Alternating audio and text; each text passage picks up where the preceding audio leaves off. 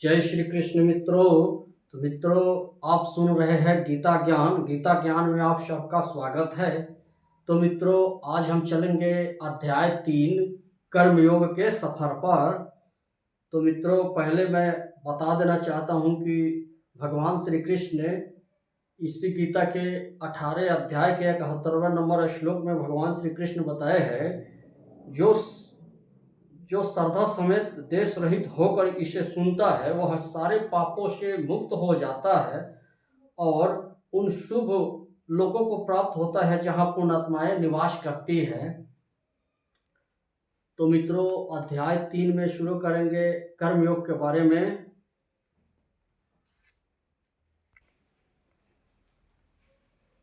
तो यहाँ पे शुरू होता है अर्जुन के प्रश्न से। अर्जुन बोल रहे हैं भगवान श्री कृष्ण से, जैसी चेत कर्मणस्ते मत्ता बुद्धि जनार्दना तत्किं कर्माणि घोरे मान्यो जैसी केशव।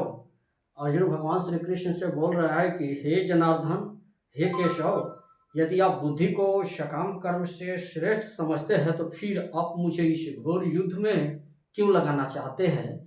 व्यामिश्रण वाक्यम बुद्धि मोहयशिव में तदेकम बद निश्रित यन श्रेष्ठ मापनुयान। यहाँ अर्जुन कह रहा है कि आपके व्यामिश्रित अनेकार्थक उपदेश से मेरी बुद्धि मोहित हो गई है, अतः कृपा करके मुझे निश्चय पूर्वक मुझे बताए कि इनमें से मेरे लिए सर्वाधिक श्रेष्ठ क्या होगा। भगवान श्री कृष्ण उत्तर दे रहे हैं, श्री भगवान उवाच लोकेस्मिन् दिग्धा निष्ठा पुरा प्रोक्ता मया नघा ज्ञान योगे संख्यानां कर्म योगे योगिनाम।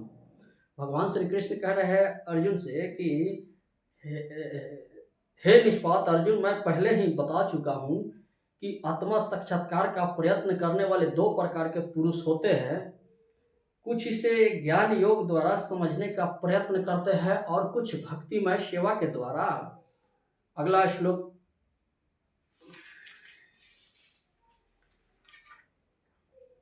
न कर्मणा अनारंभात निष्क्रिय पुरुष श्रुते है न च संन्यासनादेव सिद्धि समाधि गच्छति।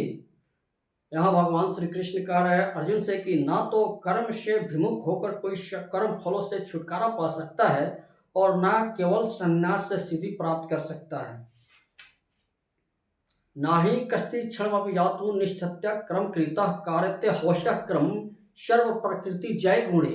यहाँ पर भगवान श्री कृष्ण बोल रहे हैं अर्जुन से कि प्रत्येक व्यक्ति को प्रकृति से अर्जित गुणों के अनुसार विवश होकर कर्म करना पड़ता है, अतः कोई भी एक क्षण के लिए भी बिना कर्म किए नहीं रह सकता है।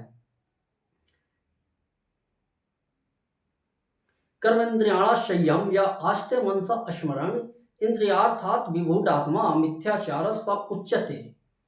यहाँ पर भगवान श्री कृष्ण कह रहे हैं कि जो कर्म इंद्रियों को तो वश में करता है, किंतु जिसका मन इंद्रिया विषयों का चिंतन करता रहता है वह निश्चित रूप से स्वयं को धोखा देता है और मिथ्याचारी कहलाता है। अशी इंद्रियाणि मनसा नियम व्यार भतेर्जुन कर्म इंद्रिया कर्म योग सतः स विशिष्यतः। भगवान श्री कृष्ण बोले कि दूसरी ओर यदि कोई निष्ठावान व्यक्ति अपने मन के द्वारा कर्मेंद्रियों को वश में करने का प्रयत्न करता है और बिना किसी आसक्ति के कर्मयोग कृष्ण भावना मृत में प्रारंभ करता है तो वह अति उत्कृष्ट है।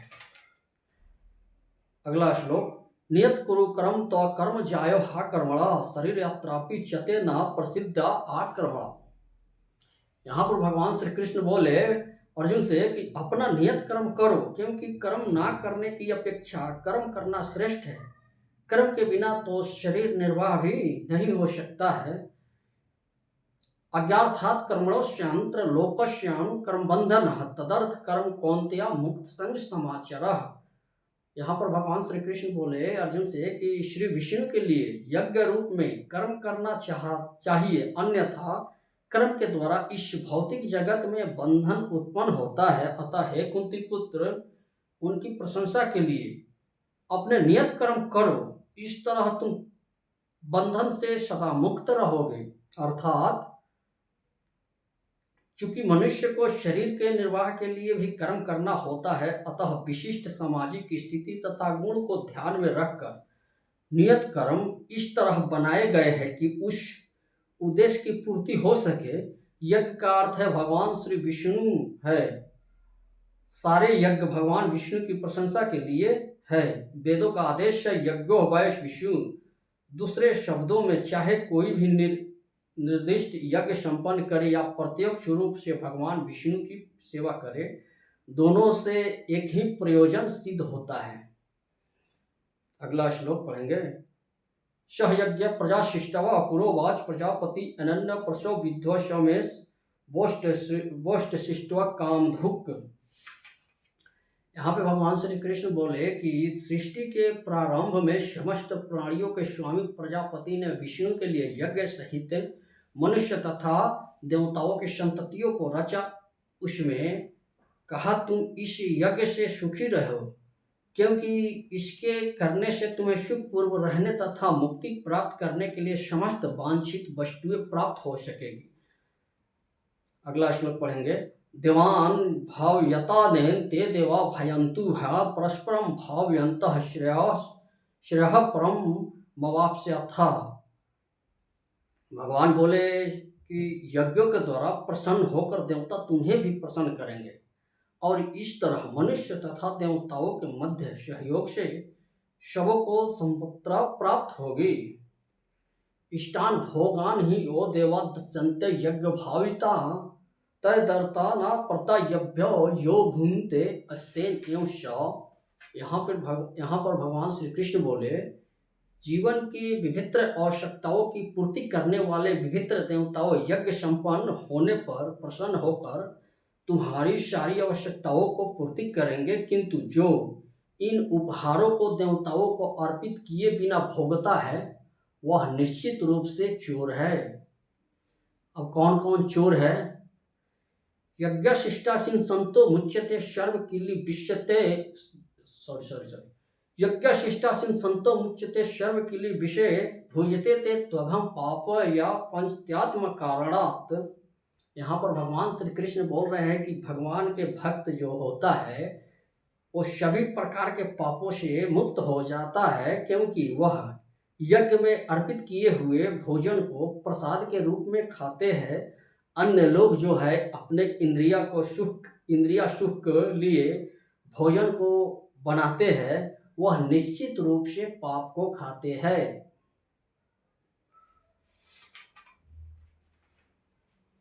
अन्नादवन्ति भूतानि पुर्जन्यदन संभव यज्ञादवति पुर्जन्य यज्ञ कर्म समुद्धव। यहाँ पे भगवान श्री कृष्ण बोल रहे हैं कि सारे प्राणी अन्न पर आश्रित है जो वर्षा से उत्पन्न होता है। वर्षा यज्ञ संपन्न करने से होती है। यह यज्ञ नियत कर्मों से उत्पन्न होता है।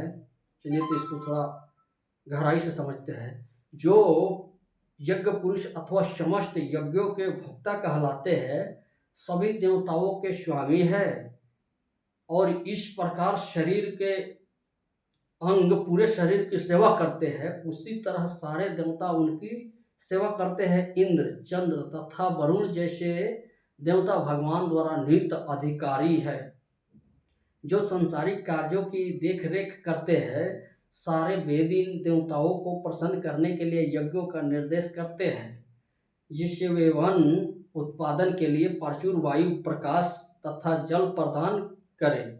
जब कृष्ण की पूजा की जाती है तो उसके अंग स्वरूप देवताओं को भी पूजा स्वतः हो जाती है। अतः देवताओं की अलग से पूजा करने की आवश्यकता नहीं है।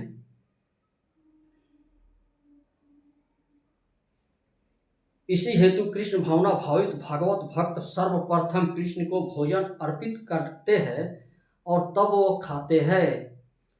अगला श्लोक पढ़ेंगे। कर्म बहोदम वृद्धि ब्रहाक्षरम समुद्धव तस्मा स्वर्गतम ब्रहा नित्य यज्ञ प्रतिष्ठितम। भगवान श्री कृष्ण बोल रहे हैं कि वेदों में नियमित कर्मों का विधान है और ये वेद साक्षात श्री भगवान परम ब्रह्म से प्रकट हुए हैं। फलतः सर्वव्यापी ब्रहा यज्ञ कर्मों में सदा स्थिर रहते हैं एवं परिवर्तितम चक्रम नानुवर्तीयति ह्यः अघायुरिंद्रिया रामो मोघम पार्थ स जीविता। यहाँ भगवान बोले कि हे प्रिय अर्जुन, जो मानव जीवन में इस प्रकार वेदों द्वारा स्थापित यज्ञ चक्र का पालन नहीं करता, वह निश्चय ही पापमय जीवन व्यतीत करता है। ऐसे व्यक्ति केवल इंद्रिया की तुष्टि के लिए व्यर्थ ही जीवित रहता है। स्वात्मरतिरेव स्याद् आत्मतिरपश्रः मानवः आत्मन्य च संतुष्टः अस्तस्य कार्य न विद्यते। यहाँ पे भगवान श्री कृष्ण बोले, किंतु जो व्यक्ति आत्मा में ही आनंद लेता है तथा जिसका जीवन आत्म साक्षात्कार युक्त है और जो अपने में ही पूर्णतः संतुष्ट रहता है, उसके लिए कुछ करणीय कर्तव्य नहीं होती। नैव तस्य कृते नार्थे न कृते नेह कथन न चास्य सर्वभूतेषु कश्चित् तदर्थ व्यापाश्र। यहाँ पर भगवान बोले कि स्वरूप सिद्ध व्यक्ति के लिए ना तो अपने नियत कर्मों को करने की आवश्यकता रह जाती है, ना ऐसी कर्म करने का कोई कारण ही रहता है, उसे किसी अन्य जीव पर निर्भर रहने की आवश्यकता भी नहीं रह जाती है। अर्थात स्वरूप सिद्ध व्यक्ति को कृष्ण भावना भावित कर्म के अतिरिक्त कुछ भी करना नहीं होता, किंतु यह कृष्ण भावनामृत निष्क्रिय भी नहीं है। जैसे कि अगले श्लोक में बताया जाएगा, कृष्ण भावना भावित व्यक्ति किसी के शरण ग्रहण नहीं करता, चाहे वह मनुष्य हो या देवता। कृष्ण भावनामृत में वह जो भी करता है वही उसके कर्तव्य संपादन के लिए पर्याप्त होता है। तस्माद् सततं कार्य कर्म समाचार असत्तो हाचरण कर्म परम मापनोति पुरुष। यहाँ पर भगवान श्री कृष्ण बोल रहे हैं कि अतः कर्म फलों में आसक्त हुए बिना मनुष्य को अपना कर्तव्य समझकर निरंतर कर्म करते रहना चाहिए, क्योंकि अनासक्त होकर कर्म करने से उसे परम की प्राप्ति होती है। कर्मणे ही संसिद्धि मस्तिता जनकादया लोक संग्रह मेवापि संपश्य कर्तुमर्हसि। तो मित्रों, यह श्लोक 20 नंबर है। यहाँ भगवान श्री कृष्ण बोल रहे हैं कि जनक जैसे राजाओं ने केवल नियत कर्मों के कार्य करने से ही सिद्धि प्राप्त की, अतः सामान्य जनों को शिक्षित करने की दृष्टि से तुम्हें कर्म करना चाहिए।